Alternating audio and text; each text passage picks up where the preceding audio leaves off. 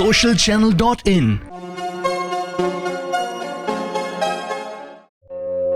वह व्यक्ति जिसका हृदय हर प्राणी मात्र के प्रति करुणा से पिघलता है, उसे जरूरत क्या है किसी ज्ञान की, मुक्ति की, सर के ऊपर जटाजूट रखने की और अपने शरीर पर राख मलने की। इस दुनिया में वह खजाना नहीं है जो आपको आपके सद्गुरु ने ज्ञान का एक अक्षर दिया उसके कर्जे से मुक्त कर सके। कांटों से और दुष्ट लोगों से बचने के दो उपाय हैं। पैर में जूते पहनो और उन्हें इतना शर्मसार करो कि वो अपना सर उठा न सकें और आपसे दूर रहें। जो अस्वच्छ कपड़े पहनता है, जिसके दांत साफ नहीं, जो बहुत खाता है, जो कठोर शब्द बोलता है, जो सूर्योदय के बाद उठता है, उसका कितना भी बड़ा व्यक्तित्व क्यों न हो, वह लक्ष्मी की कृपा से वंचित रह जाएगा। जब व्यक्ति दौलत खोता है तो उसके मित्र, पत्नी, नौकर, संबंधी उसे छोड़कर चले जाते हैं, और जब वह दौलत वापस हासिल करता है तो ये सब लौट आते हैं। इसीलिए दौलत ही सबसे अच्छा रिश्तेदार है। पाप से कमाया हुआ पैसा 10 साल रह सकता है, 11वें साल वह लुप्त हो जाता है उसकी मुद्दल के साथ। एक महान आदमी जब कोई गलत काम करता है तो उसे कोई कुछ नहीं कहता। एक नीच आदमी जब कोई अच्छा काम भी करता है तो उसका धिक्कार होता है। देखिए, अमृत पीना तो अच्छा है, लेकिन राहु की मौत अमृत पीने से ही हुई। विष पीना नुकसानदायी है, लेकिन भगवान शंकर ने जब विष प्राशन किया तो विष उनके गले का अलंकार हो गया। एक सच्चा भोजन वह है जो ब्राह्मण को देने के बाद शेष है। प्रेम वह सत्य है जो दूसरों को दिया जाता है। खुद से जो प्रेम होता है वह नहीं। वही बुद्धिमत्ता है जो पाप करने से रोकती है।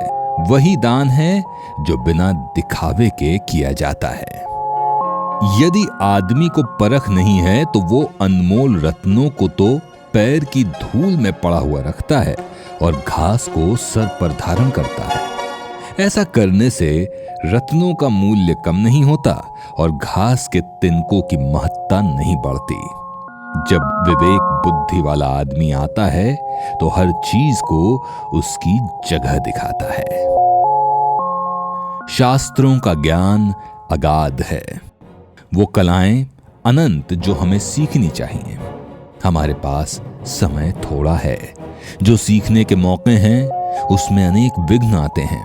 इसीलिए वही सीखें जो अत्यंत महत्वपूर्ण है।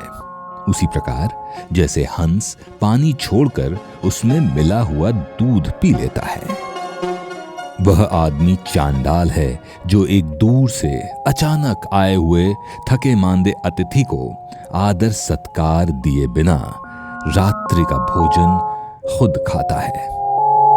एक व्यक्ति को चारों वेद और सभी धर्म शास्त्रों का ज्ञान है, लेकिन उसे यदि अपनी आत्मा की अनुभूति नहीं हुई तो वह उसी चमचे के समान है जिसने अनेक पकवानों को हिलाया लेकिन किसी का स्वाद नहीं चखा।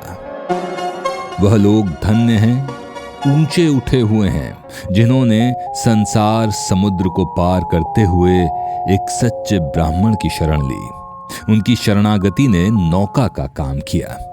वे ऐसे मुसाफिरों की तरह नहीं हैं जो ऐसे सामान्य जहाज पर सवार हैं जिसके डूबने का खतरा है।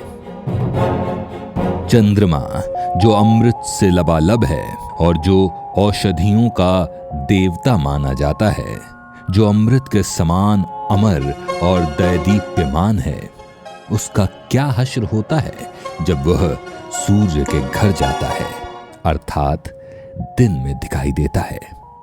तो क्या एक सामान्य आदमी दूसरे के घर जाकर लघुता को नहीं प्राप्त होगा? यह मधुमक्खी जो कमल की नाजुक पंखड़ियों में बैठकर उसके मीठे मधु का पान करती थी, वह अब एक सामान्य कुटज के फूल पर अपना ताव मारती है, क्योंकि वह ऐसे देश में आ गई है जहां कमल है ही नहीं। उसे कुटज के पराग ही अच्छे लगते हैं। हे भगवान विष्णु, मेरे स्वामी, मैं ब्राह्मणों के घर में इसलिए नहीं रहती क्योंकि अगस्त्य ऋषि ने गुस्से में समुद्र को, जो मेरे पिता हैं, पी लिया। भृगु मुनि ने आपकी छाती पर लात मारी। ब्राह्मणों को पढ़ने में बहुत आनंद आता है और वे मेरी जो स्पर्धक हैं उस सरस्वती की हरदम कृपा चाहते हैं, और वे रोज कमल के फूल को, जो मेरा निवास है, जलाशय से निकालते हैं और भगवान शिव की पूजा करते हैं। दुनिया में बांधने के ऐसे अनेक तरीके हैं जिससे व्यक्ति को प्रभाव में लाया जा सकता है, नियंत्रित किया जा सकता है। सबसे मजबूत बंधन प्रेम का है। इसका उदाहरण वह मधुमक्खी है जो लकड़ी को छेड़ सकती है, लेकिन फूल की पंखुड़ियों को छेदना पसंद नहीं करती, चाहे उसकी जान चली जाए। चंदन कट जाने पर भी अपनी महक नहीं छोड़ते। हाथी बूढ़ा होने पर भी अपनी लीला नहीं छोड़ता। गन्ना निचोड़े जाने पर भी अपनी मिठास नहीं छोड़ता। उसी प्रकार ऊंचे कुल में पैदा हुआ व्यक्ति अपने उन्नत गुणों को नहीं छोड़ता, भले ही उसे कितनी भी गरीबी में क्यों न बसर करना पड़े। socialchannel.in, India's first mobile channel. Miss call 8080 631 631.